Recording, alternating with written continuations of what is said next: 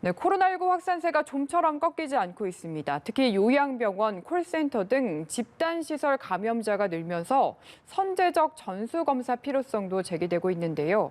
정부가 우리 국민의 절반에 가까운 백신을 확보하면서 백신 접종 시기에도 관심이 쏠리고 있습니다. 백순영 카톨릭대 의대 명예교수와 함께 관련 내용들 짚어보도록 하겠습니다. 어서 오십시오. 안녕하세요. 네, 일단 좀 안 좋은 소식부터 전해야 할 것 같습니다. 어제 코로나19 신규 확진자 수가 1,241명, 역대 최다입니다. 사실 1,100명대도 넘어선 수치인데 현재 상황 어떻게 보십니까? 예, 방역당국에서 예상했던 1,000명에서 한 1,200명 수준이 일단 도달을 했습니다. 네. 다만 이것은 이 대규모 집단 유행이 동부구치소에서 288명이 한꺼번에 나와서 1,200명이 넘어간 것이긴 하지만 현재 상황이 굉장히 위급하다는 것은 알 수가 있죠. 실제 예. 이 아까 말씀하신 것처럼 뭐 콜센터나 또는 요양원 여러 가지 집단 시설들이 있습니다만 교정 시설 같은 경우에는 한 번 감염이 되면은 그 안의 환경이 사실은 이 1인실이라든지 이런 것들이 많이 부족해서 집단 격리라고 하더라도 그 안에서의 교차 감염이 일어나서 순차적으로 전수 검사를 하면은 계속 나올 가능성이 있고 앞으로도 더 많이 나올 가능성이 있습니다. 따라서 이게 근본적인 대책이 필요한 시기라고 보겠습니다. 그 구치소 같은 경우에는 그동안은 사실 관리가 비교적 잘 돼 왔는데 지금 이 시점에서 이렇게 빠른 시간 안에 확진자 수가 급격히 늘어난 이유가 어디에 있다고 보십니까? 이게 외국의 경우에 있어서도 구치소에서 수백 명씩 한꺼번에 발생하는 경우가 계속 일어나고 있었는데요. 우리나라의 경우도 사실은 예외는 아닙니다. 예. 요양원, 요양병원에서 많이 나타나는 것과 교회 또 구치소 같은 이런 집단시설인데 여기서 중요한 부분은 사실은 지표 환자, 즉 결국 외부에 있는 사람이었을 텐데요. 예. 교도관이 감염이 되어서 구치소 안에 있는 사람들 수용자한테 감염을 시켰을 경우 시간이 많이 지나면은 그 구치소 안에는 전체적으로 감염이 확산이 되는 반면에 실제 지표 환자인 이 교도관은 완치가 돼서 PCR 검사를 해도 음성이 나옵니다. 그렇기 때문에 시간이 한참 지난 다음에 발견을 했을 때에는 이미 구치소 안에는 상당히 많이 퍼져 있고 전수 검사를 하다 보면은 점점 더 감염된 사람이 늘어나는 이런 현상이 나타난 것이거든요.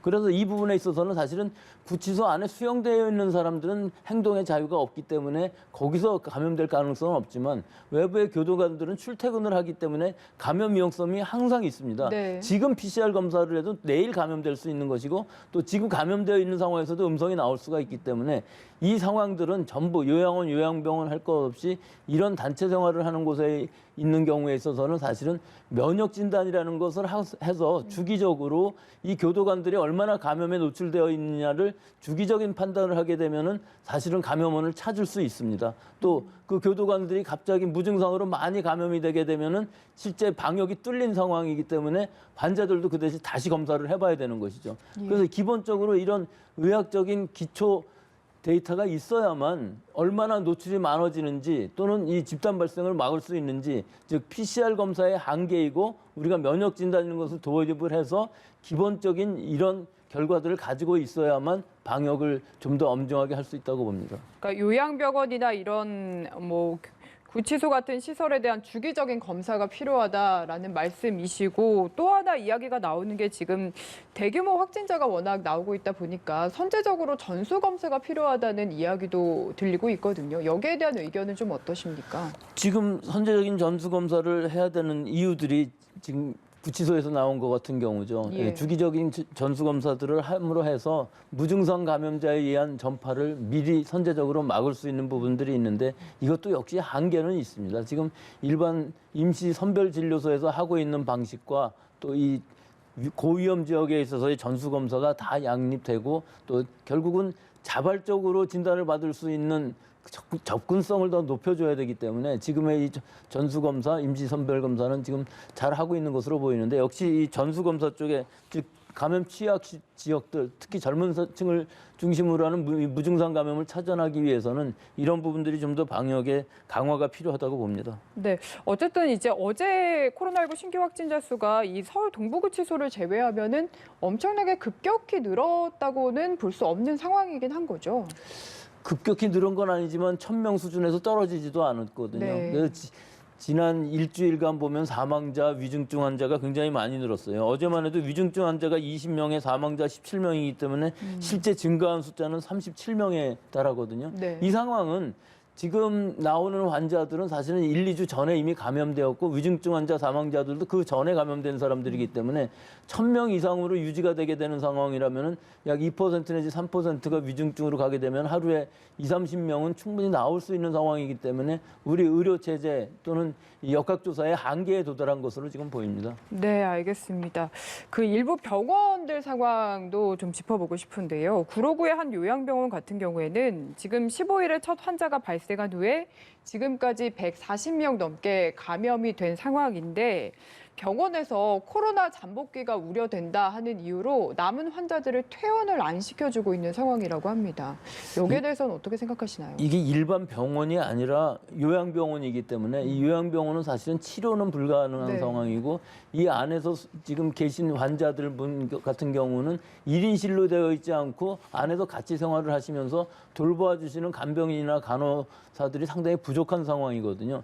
또 잠복기가 지나지 않았기 때문에 사실 퇴원을 할 수도 없는 상황이고 또 확진이 된다 할지라도 전원이 힘든 이런 상황에서 사망자가 많이 나오고 있어요. 이 근본적인 문제점인 것이 이 코호트 격리, 즉 집단 격리라는 코호트 집단 격리, 동일 집단 격리라는 의미는 이 안에서의 감염이 밖으로 나가는 것은 막을 수 있을지 몰라도 안에서의 교차 감염은 상당히 억제를 해줘야만 되는데 처음에는 음성이었던 분들이 시간이 지남에 따라서 양성 환자로부터 감염이 되는 상황, 또 감염이 된 이후에도 전원이 안 되는, 즉 병상 부족이 일어나는 상황에서는 대규모 피해가 일어날 수밖에 없는 상황이고 지금 그런 것들이 현실적으로 일어나고 있고 사실은 그것이 2, 3월에 대구 경북 지방에서 있었던 일들인데 네. 이것이 지금 다시 일어나는 것은 상당히 아이러니하기는 한데요. 이런 부분에 대해서는 확실하게 전원을 할 수 있는 방법 또 이 코호트 격리라는 방식에 대해서도 확실하게 물자라든지 공간이라든지 공간이 부족할 때는 사실은 음성이라 해도 코호트 격리를 하지 말아야죠.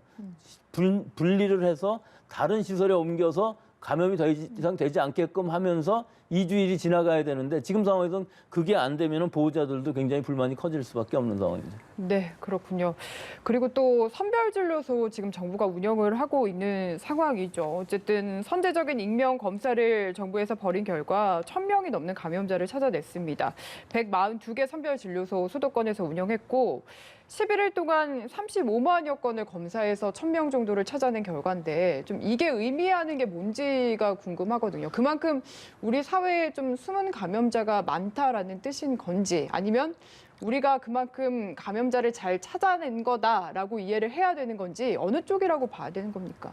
감염자를 잘 찾아내는 것은 맞죠. 왜냐하면 일반적으로 지역사회에서 무증상 감염자라는 분들은 사실은 진단검사를 받을 이유가 전혀 없거든요. 근데 예. 자기가 걱정이 돼서 받는 사람들이 진단을 받았을 때 0.2 내지 0.3% 감염된다는 거는 우리 일상 주위에 굉장히 많은 환자들이 있다는 것을 뜻하는 것이기 때문에 사실 이것이 급격히 줄어들기는 어려운 부분이 있고 또 지금까지는 이 임시 선별 진단 검사소를 하기 전까지는 가기가 좀 어려운 부분들이 있었어요. 가서 만약에 음성이 나온다든지 했을 경우에는 자기가 그 검사비를 내야 되는 상황이었거든요. 그렇죠. 예, 그렇기 때문에 이런 무료로 익명으로 하는 검사는 굉장히 좋은데 사실은 지금 이 시기에 1,000명이나 되는 환자가 발생하는 시기에 이렇게 더 많은 환자가 나온다 그러면 사실 우리가 역학조사로 동선을 찾아내서 전부 격리를 한다든지 하는 것들은 불가능한 상황이지만 일단은 지역사회에서 무증상 N차 감염을 많이 선제적으로 막아줄 수 있다는 데에서는 상당히 의미가 있고 어느 정도는 이것은 계속 해야 된다고는 봅니다만은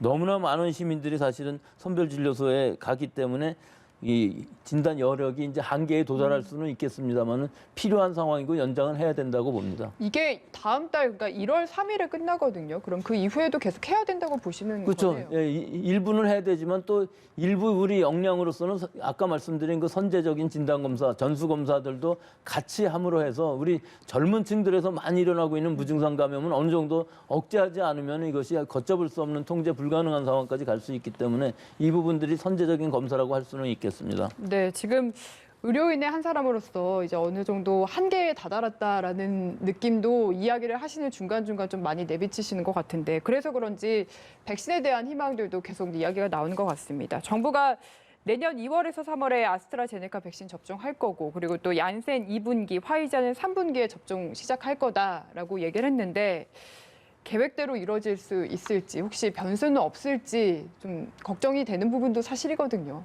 변수는 굉장히 많죠. 네. 예, 실제로 지금 긴급 사용 승인을 받은 것은 파이자, 모더나밖에 없는데 우리는 파이자, 모더나인 경우에 있어서는 내년 하반기 이후나 돼야 아마 들어올 것으로 보여서 이것을 빼고서 말씀드리자면은 아스트라제네카 1,000만 명분, 즉 2천만 도즈인 경우는 영국의 MHRA라는 데서 우리의 식약처에 상당하는 기관에서 28일 날 정도, 다음 주 정도에는 승인을 할 것으로 보여서 우리는 그런 상황이라 그러면 2월, 3월이면 충분히 접종을 받을 수가 있습니다. 이건 1,000만 명분이고 만약에 가능하다면 우리나라 안동의 SK바이오사이언스에서 지금 생산을 하고 있기 때문에 CMO라고 그래서 위탁 생산을 하고 있기 때문에 더 많은 분량을 얻을 수 있겠습니다만 일단은 1,000만 명 되어 있고 얀센은 1월이나 돼서 FDA에 아마 승인을 받을 것으로 보여서 네. 이렇게 치면은 1,600만 명 정도는 확보가 됐다고 볼 수가 있습니다.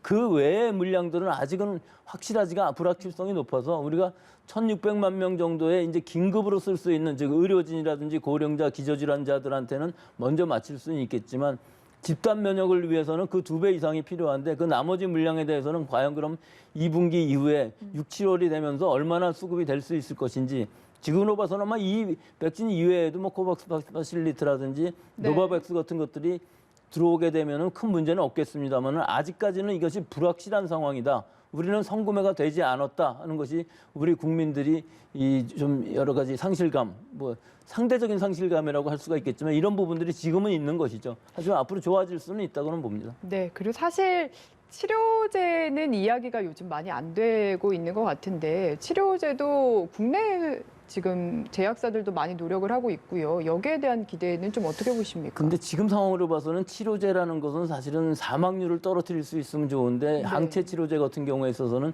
경증인 환자가 중증으로 가는 것을 막아주는 정도이기 때문에 게임 체인저가 되기는 상당히 어렵습니다. 그렇군요. 또 이것을 대규모로 접종했을 때는 지금 많이 얘기가 되고 있는 변이주 같은 것들이 나올 수 있는 상황들도 있어서 그렇게 대대적으로 사용하기는 어려운 부분이 있어서 게임 체인저는 아니지만 사실은 백신 또는 치료제가 같이 개발이 된다면 상당히 도움은 될 수가 있겠죠. 네, 알겠습니다. 어쨌든 우리가 백신에서 약간 늦었다라는 일부의 이야기도 나오긴 하지만 또 부작용을 좀 지켜볼 수 있다는 점은 강점이기도 한데 지금 일부에서 미리 백신 접종을 시작한 국가들에서 부작용에 대한 이야기도 나오고 있거든요. 근데 여기에 대한 우려는 좀 저희가 걱정할 만한 수준이라고 보시는지요? 지금 뭐 미국만 해도 한 100만 명 정도가 접종을 했는데 이 시기에 그 정도의 부작용이라면 사실 우리 독감 백신 생각하시면 훨씬 더 독감 백신이 안전할 수 있고 이게 더 위험하다고 생각을 했었는데 모더나나 파이저의 이 mRNA 백신은 우리가 생각했던 것보다는 단기적인 부작용은 상당히 제한적으로 보이지만 사실은 3개월 이상의 부작용을 모니터링한 적은 없었기 때문에 예. 앞으로 어떻게 될지 건 아무도 모릅니다만은 일단 안전성 면에서는 상당히 확보가 됐다고 볼 수가 있고요. 아스트라제네카 같은 경우는 일반적으로 우리가 많이 사용하였던 플랫폼, 즉 우리가 사용했던 형태였기 때문에 임상 3상도 끝났고 앞으로 아마 우리가 접종을 한다 그러면 오히려 모더나나 파이자보다도 안전성 면에서는 더 유리한 점이 있을 것으로 봅니다. 네, 알겠습니다. 이런 가운데 세계 곳곳에서 지금 코로나19 변종 바이러스에 대한 이야기들 나오고 있거든요. 뭐 영국이나 남아프리카 공화국에서는 지금 상당히 상황이 좀 심각하다라는 이야기도 나오는데 예를 들어서 지금 전파력 같은 경우에는 코로나19 기존 바이러스보다 70% 이상 강하다라는 얘기도 나오는데 좀 어떻게 파악하고 계십니까? 이게 지금 영국에 있는 변이주하고 변종하고 남아공하고 또 서로 다른 줄기로 되어 있는데 사실 전 세계적으로 아마 유행할 것으로는 보입니다만 아직까지는 이 바이러스가 70% 이상 전파력이 강하다는 것 정도. 실제 사람들 사이에서는 어떨지 모르지만 실험실적으로는 그렇고 이것이 더 중증을 일으킨다든지 혹은 우리가 지금 개발하고 있는 것들의 만들어진 항체, 백신에 의해서 만들어진 항체를 무력화시킬 것인지에 대해서는 아직까지 답은 없습니다만은 그럴 가능성은 그다지 크지는 않습니다. 하지만 이런 변종들이 계속 나오고 이런 변이라는 것이 누적되다 보면은 언젠가는 우리가 컨트롤할 수 없는 또 새로운 백신을 만들어야 되는 코로나 20 혹은 코로나 21 같은 것들이 나올 가능성도 있기 때문에 지금은 모니터링을 열심히 하고 잘 그 준비를 해서 이런 것들이 어떻게 발생하고 있는지 이 변이의 양상행 또는 거동을 지금 확인할 필요가 있는 시기라고 보겠습니다. 이 코로나19 바이러스 같은 경우에는 유독 이제 발생한 지 얼마 안 됐는데 변종 이야기가 많이 나오는 것 같거든요. 이 부분은 좀 어떻게 근데 보시죠? 실제로는 독감 바이러스에 비해서는 그 변이 정도가 상당히 적습니다. 독감 바이러스는 굉장히 많은 변이를 한꺼번에 일으키기 때문에 통째로 유전자가 바뀌기 때문에 매년 예방주사를 맞아야 되는 반면에 이 코로나 바이러스는 사실은 하나의 RNA로 되어 있어서 변이는 계속 일어나고는 있습니다만 그렇게 큰 변이가 한꺼번에 일어나서 이 변종이 아주 심각한 변종이 일어나기는 어려운 상황이긴 한데 앞으로 1년간 우리가 이 코로나 바이러스, 코로나19를 제어하기 위해서는 그렇게 심각한 변종이 일어나지 않아야 되는데 지금 나오는 변종들도 사실은 우리 몸의 세포에 들어오는 그 부위에 변이가 생긴 것이고 또 이것들이 항체와 결합하는 결합력을 떨어뜨릴 수 있는 가능성도 있기 때문에 지금까지는 괜찮다고 볼 수가 있겠지만 지금 이것들을 잘 보지 않으면은 어떻게 변할지 아직도 알 수 없는 상황이고 이것들이 계속 변이가 쌓여가기 때문에 네. 또 전파력이 강해진다는 것은 독성이 아무리 약해진다 할지라도 사람들이 많이 걸리면은 그만큼 위중증이 많아지고 사망률이 높아지는 것이기 때문에 그렇게 간단한 상황은 아니라고 봅니다. 네, 지속적으로 모니터링을 하면서 대처를 해야 한다라는 말씀이셨고요.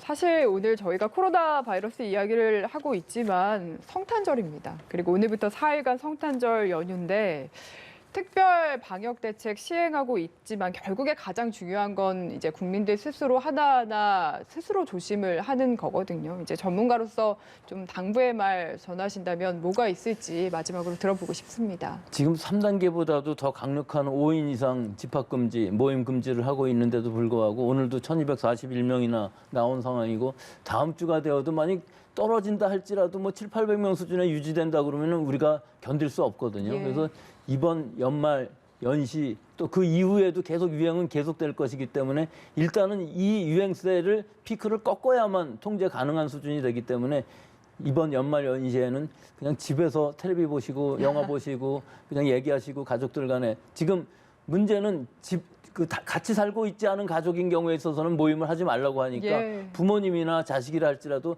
일주일 동안은 만나지 마시고 같이 사는 가족들만 같이 하시는 즐거운 성탄 연말이 되시길 바라겠습니다. 네, 오히려 집에서 보내면 더 돈독해질 수 있을 것 같습니다. 지금까지 백순영 카톨릭 의대 명예교수와 함께했습니다. 말씀 잘 들었습니다.